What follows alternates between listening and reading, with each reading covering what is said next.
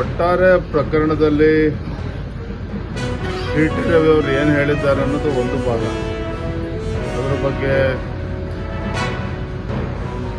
ಸಭಾಪತಿಗಳು ಏನು ರೂಲಿಂಗ್ ಕೊಟ್ಟಿದ್ದಾರೆ ಎಲ್ಲವೂ ಕೂಡ ಗಮನಿಸಬೇಕಾಗ್ತದೆ. ಅದೇ ತದನಂತರದಲ್ಲಿ ಸುವರ್ಣಸೌಧಕ್ಕೆ ನುಗ್ಗಿ ಏನು ಗುಂಡಾವರ್ತನೆ ಮಾಡಿದ್ದಾರೆ, ಅದರ ಬಳಿಕ ಸಿ ಟಿ ರವಿ ಅವ್ರನ್ನ ಒತ್ತಾಕೊಂಡು ಹೋಗಿ, is not A ordinary person.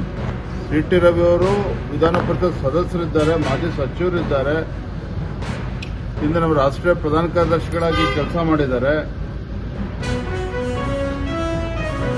Police ಸ್ಟೇಷನ್ಗೆ ಹೊತ್ತಾಕೊಂಡೋಗಿ ಅಲ್ಲಿಂದ ಮತ್ತೆ ರಾತ್ರೆಲ್ಲ ಗದಗು ಬೇರೆ ಬೇರೆ ಕಡೆ ರಾಮದುರ್ಗ ಎಲ್ಲ ಕಡೆ ಅಲ್ದಾಡಿಸಿ ಒಂದು ರೀತಿ ಟೆರರಿಸ್ಟ್ ಅನ್ಕೋಬೇಕು. ಯಾರಾದ್ರೂ ನೋಡಿದ್ರೆ ಯಾರೋ ಟೆರರಿಸ್ಟನ್ನ ಹೊತ್ತಾಕೊಂಡು ಹೋಗಿದ್ದಾರೆ ಪೊಲೀಸರು ಅನ್ನೋ ಭಾವನೆ ಬರ್ತಾ ಇದೆ.